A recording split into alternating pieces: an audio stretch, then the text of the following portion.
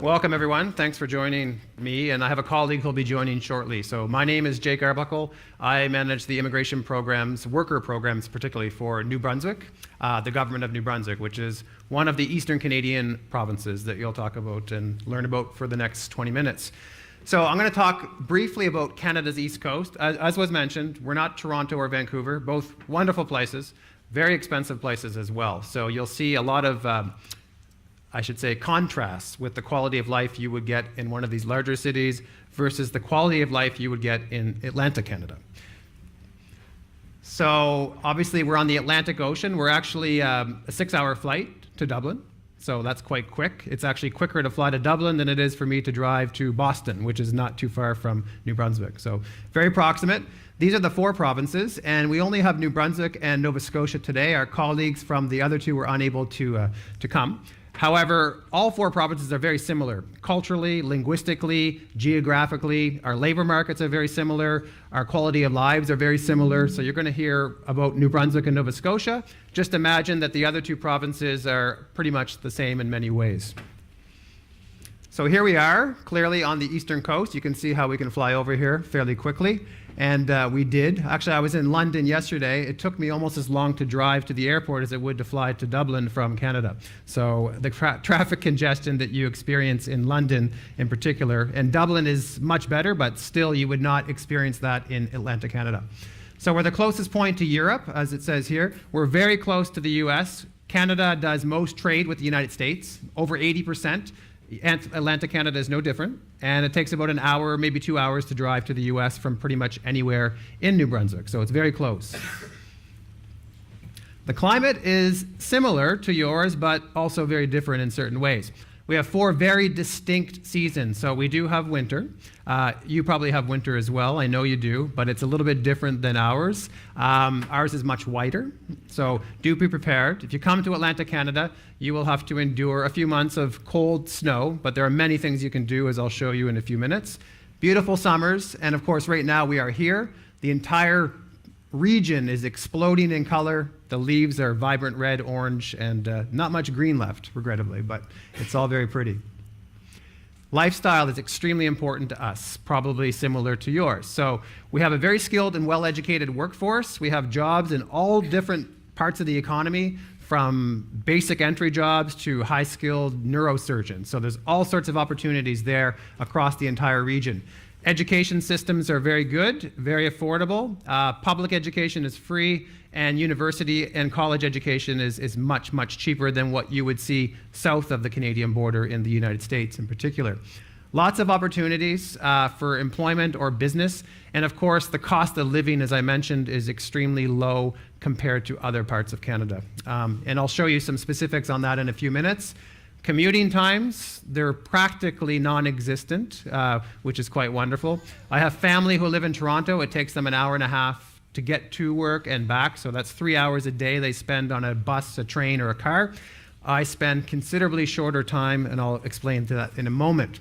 Very welcoming, friendly communities all across the region. Atlantic Canadians are known to be very hospitable and welcome people, similar to the Irish people. So we're very similar, probably because many people that live there come from Ireland, right? And of course, balanced lifestyle. We all work very hard, but we also enjoy our leisure time. And I'm sure you do as well. So I'll talk very quickly about New Brunswick, because that's my province. That's where I'm from. That's what I represent. And small population, 747,000 people. Very small, probably a fraction of the population of Dublin. That's the entire province of about 72,000 square kilometers.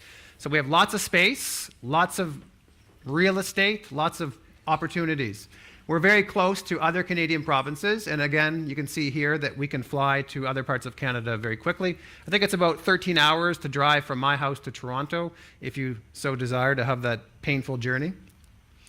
Also, New Brunswick is the only officially bilingual province in Canada. Canada is an officially bilingual country, English and French. New Brunswick is the only province in which this is the case.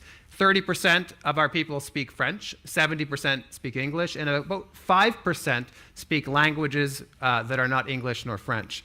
We also have a very bilingual population. I would say 40 to 50% of New Brunswickers speak both French and English, some very basically, some very advanced. Basically, your kids, if they were to be educated in the public school system, would end up graduating being able to speak both official languages of Canada. So we have very wonderful rivers, lakes, oceans. They're very pristine. They're not polluted. So if you jump into a river, you will leave the river pretty much the same way you entered it. Your skin will not be compromised by pollution, so that's very good. And we have a mixture of cities and towns. And this picture gives you an idea that you could actually operate a farm or live in a rural area, and you could still drive to your job in the city in 10 or 12 minutes. So there's a great diversity of places you can live. And this gives you an idea of our 4 seasons that I referenced earlier, and of course spring, summer, winter, and the beautiful fall. These are the average temperatures in New Brunswick. It does get colder, so for example, there are days, I won't lie, in December and January where the temperature dips below 20 degrees centigrade, negative 20 degrees centigrade. However, you would adapt very quickly. You just need to dress for it. T-shirts are out, but winter coats and toques, as we call them, are always in at that time. Spring is wonderful. Summer gets hotter. It gets to be 35 degrees centigrade, which is perfect for all the water that we have. You can swim, obviously beaching, boating, fishing, other outdoor activities. So you can do this in the winter. You can basically take your child, tuck them into an old car tube and throw them down a hill, and it's perfectly legally and morally permitted. So it's very good in that regard. That's how you get through the winter, enjoying yourself with your family. And again, because you don't spend time commuting, you have all that extra time to do other things. Of course, our beautiful beaches are always available from June through September. Public and private beaches, so you can drive along the highway, along the coast, park your car, jump out, dive into this ocean that basically belongs to you, because we have lots of private spaces that no one uses, so it's a good advantage. Housing costs. Here's the conversion to the euro. So 1 Canadian dollar is about 67 European cent, and a housing cost in Canada is over $500,000 Canadian dollars. If you go to Toronto and Vancouver, it reaches $1 million. The average housing cost in New Brunswick is about $177,000. So it's the cheapest housing cost, not the cheapest quality, it's excellent quality, but cost is the lowest in the country. So you can see here, cheapest housing cost in Canada. And this is kind of a basic house you could get. This is about 135,000 euros. That is about 4 bedrooms, 2.5 bathrooms. That's in the city, backyard, deck, barbecue, and so on. You can see it's by itself. It's not stuck to another house or on top of another house. It's all yours. This one's a little bit bigger, for about 200,000 euro, and that could be yours as well. We have lots of homes available across the province, across the different cities.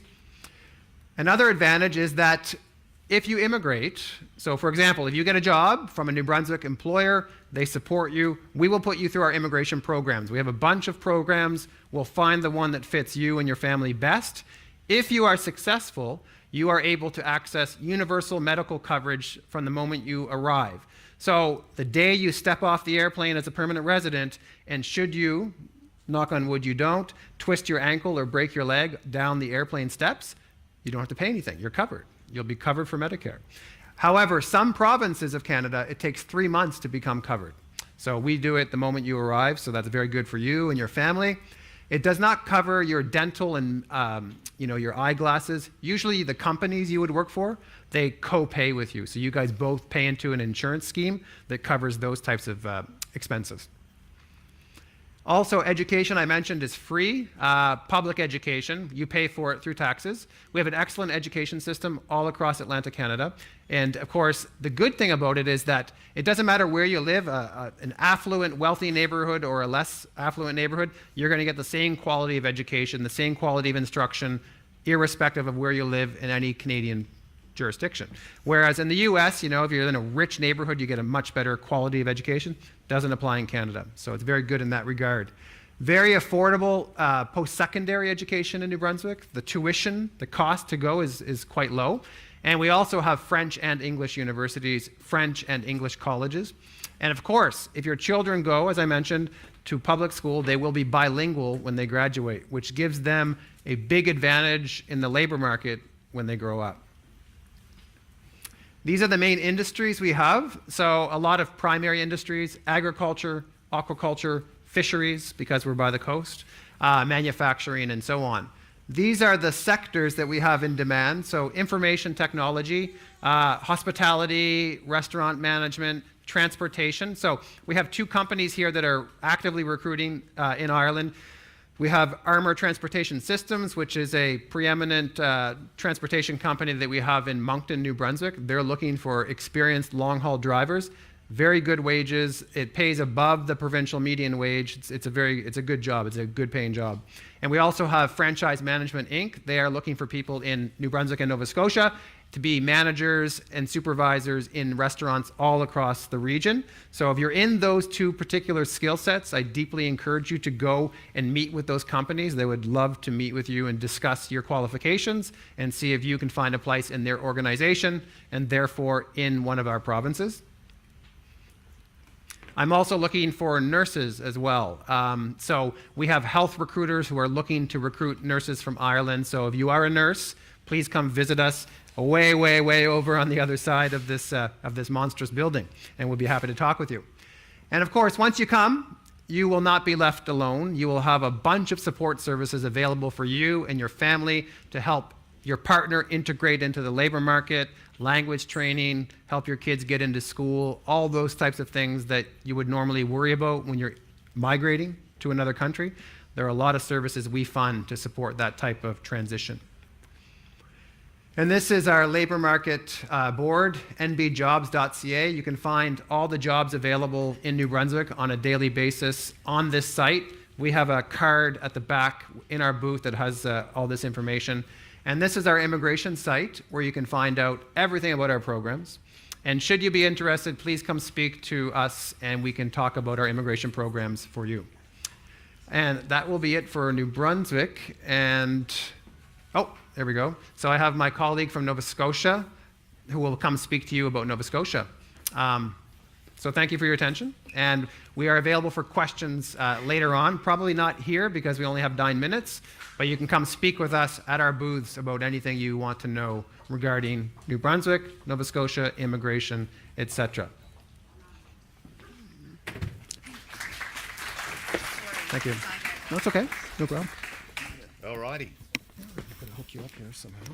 Okay, so we are just miking up our next colleague, and then we'll be hearing about Nova Scotia, which will be... Actually, why don't you just use that mic? Can I just use your mic? Yeah, sure. I was going to set her up quickly. Yeah, no problem at all.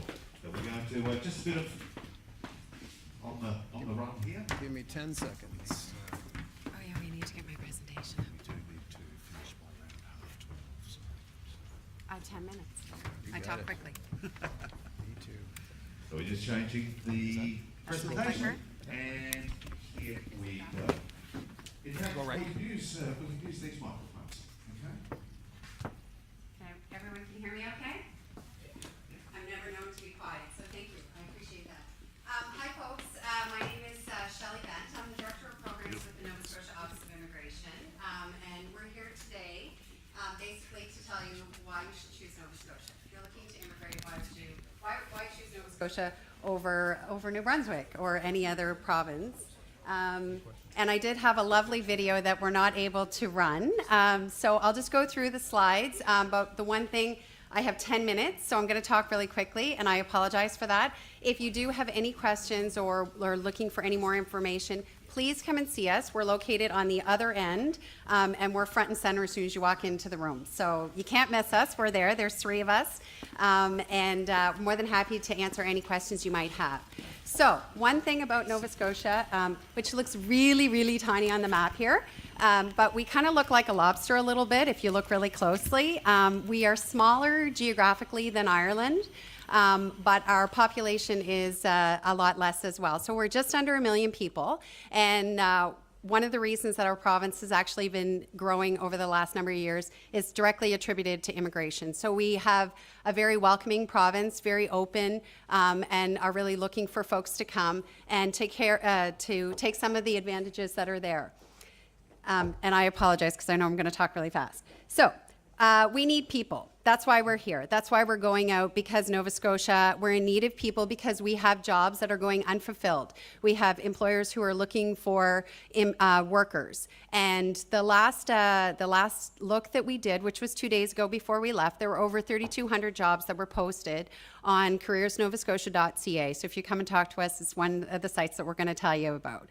And it's an opportunity to go in and search for any job in any occupation in the province. As long as it's been posted on an outward-facing site, that site actually pulls from all of them, and so it's a one-stop shop. So you can look at the opportunity that's available, you can look at the job range that's available in your field, and what the prospects are for the next 5 years. So it's a great resource and a great tool.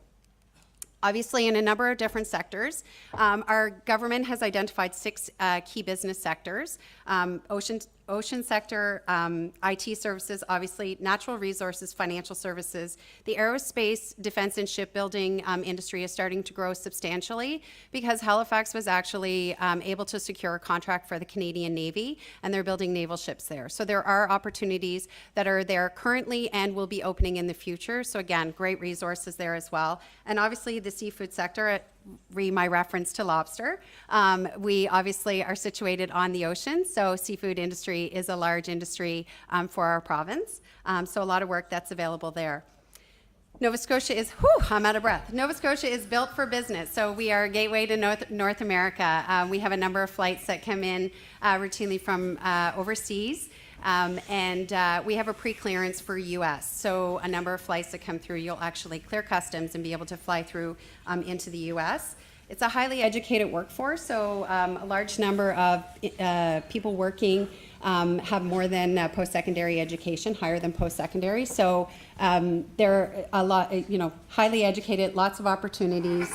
And I'm going to just skip over that slide. So again, as Jake had referenced, we do have 4 seasons. And so I know I've spoken to a couple of people this morning who have asked me, does it get cold? Yes, it does. But unless you're going to be out working in construction, maybe you'll be outside all throughout the seasons. Otherwise, it's a personal choice whether you want to go out or not. Absolutely, there are all kinds of things to do. There is outdoor skating, there's hockey, obviously, Canada's sport. And actually, Windsor, Nova Scotia is the birthplace of hockey in Canada, so a little plug for Nova Scotia there. But there's skating, there's snowshoeing, there's skiing, so there are a number of opportunities in winter. And then in the summertime, we have surfing, swimming, hiking, obviously a number of nature trails, and so there are activities that you can do indoor or outdoors all throughout the year. So the benefits to Nova Scotia, obviously, as Jake referenced again, free healthcare. So the same applies in Nova Scotia as well. Healthcare is free. In the education system, for those of you who have families and small children, Nova Scotia this year just introduced a pre-primary program. So we actually have free education for individuals, children attending public institutions from pre-primary to 12. And then there are 13 community college campuses across the province, as well as 12 different universities. We do have a university that does offer programming in French as well, but unlike New Brunswick, as Jake had referenced, where they are the only bilingual province in Canada, we do have opportunities available in French. They're just not quite as prevalent as you would see in New Brunswick. So the living costs in Nova Scotia, and we've actually done the comparison here in terms of euros, and I have no idea what we used in terms of the conversion rate, but for an average 1-bedroom apartment in the city centre, you're looking at about 520 to 550 euros, and of course that's 1 bedroom and then plus your kitchen, living room, and washroom. And then 2-bedroom in the city centre is probably going to cost you around 700 euro. And that would be inclusive of your water and your electricity as well. The average home purchase price in city centre is about 345 euros. And then in the city suburbs, it's about 200. Again, very comparable to what New Brunswick would have. As you start moving outside of Halifax, though, Halifax is the capital city, and as you start moving outside of that city centre, obviously the cost of real estate starts to decrease. So you can be looking at a 4-bedroom home for about 125 to 135,000 euros. And it is a drivable distance to Halifax. So I used to live about an hour outside the city, and my home would be half the price as what the same home would be inside the city limits. So there is that balance between home and work, which is one of the things that we really talk about in terms of lifestyle in Nova Scotia. It's all about having the balance. So we want to work hard, but we want to play hard as well. The commute time is anywhere from 15 to 25 minutes. Of course, that's in the city center, or if you are in some of those smaller towns. As I said, I lived an hour outside. That was a choice for me to do, but it is doable. But for most people, the commute time is under a half hour. From anywhere in the province, you can access beaches. So we were trying to count the beaches one time, and I think we lost count at about 95. So there are a number of different beaches, and you can be at work in downtown Halifax and be at a beach within 40 minutes. And that's extreme. I've been told you can get there in 25, but I don't know how fast they're driving. So I think 40 minutes is probably pretty good to say. So again, it's all about just having, green space, open air, and the ability to just choose the life that you want to live. So this is just immigration overview. I'm not going to go into that too much because I know I only have 2 minutes, but this is just one slide. So someone had mentioned to me this morning how complex immigration can be. And if you look at this slide, this is actually all of the ways that you could come through to come to Canada. And I'm just going to yell. And this side here is actually Nova Scotia in the green. So that's the way that you would come through us for the first step towards permanent residency. So you can see there are a number of different ways that you can come, but come through the green way because it's going to be the easier way for you to come. And if you have any questions, this is our website, so novascotiaimmigration.com. Which is Irish. And there's an parent email company is address Norwegian. we do actually respond to. So if you have any questions, you can 1991, email us. We'll get back to you. 1991 Ireland, And part if of you have any Arbuckle questions today, originally, again, we're bought straight out through in the doors on the 2014, other covers end, all and that. more than happy to answer any of your questions. Thank you.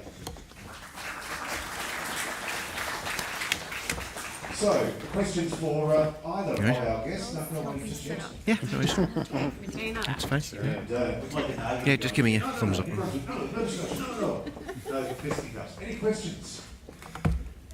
From the audience. Gentleman right here. Yes, sir. Tax rates. Yeah, good. For $100,000 income, Yeah, that's fine. your taxation for $100,000 income in New Brunswick would be about 12 provincial. I'd say you'd be taxed at about 30 to 33,000 Canadian. Yep. Yeah. It would be the same for Nova Scotia. And that's what pays for these wonderful roads and hospitals and schools and all these things. So yeah, it's not Scandinavia, but it's not the U.S. either. So it's kind of in the middle. With here, okay, perfect, good. Oh, that is okay. Okay. Yes.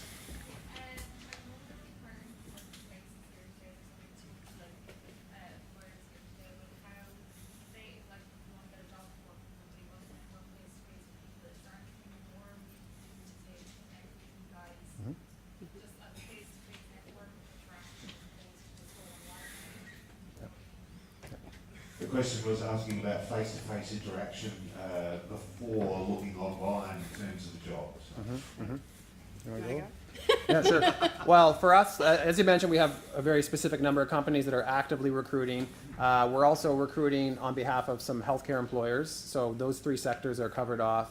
If you speak with us, obviously at our respective booths, we can capture information if we identify that you're in an area in which there is need. So we will know if there's a labor shortage in what you do in Canada, in New Brunswick or Nova Scotia, and then it's probably not an easy thing for you. But if you are in a critical area that we've identified, we can put you into our spreadsheets and then solicit interest from employers who are looking for your information for your type of deal. Yeah. Yeah. And we have a bunch of different programs, as Shelley mentioned, and each program, many of them are job driven, but there are other opportunities through express entry if you have really high skills in critical areas. So, yeah. sorry, can I just say one other thing? Yeah. And while there are only 2 companies that are physically present here that are recruiting for Nova Scotia, we do actually have a few other job opportunities. And then, as Jake said, we have a pathway for folks who are in high demand occupations. So we have a pathway that you can come without a job offer, but you need to come and have a chat with us so that we can see what you have and what's the best option for you. Okay. Okay. Ladies and gentlemen, would you please put your hands together again for our 2 people. Thank you very much, guys.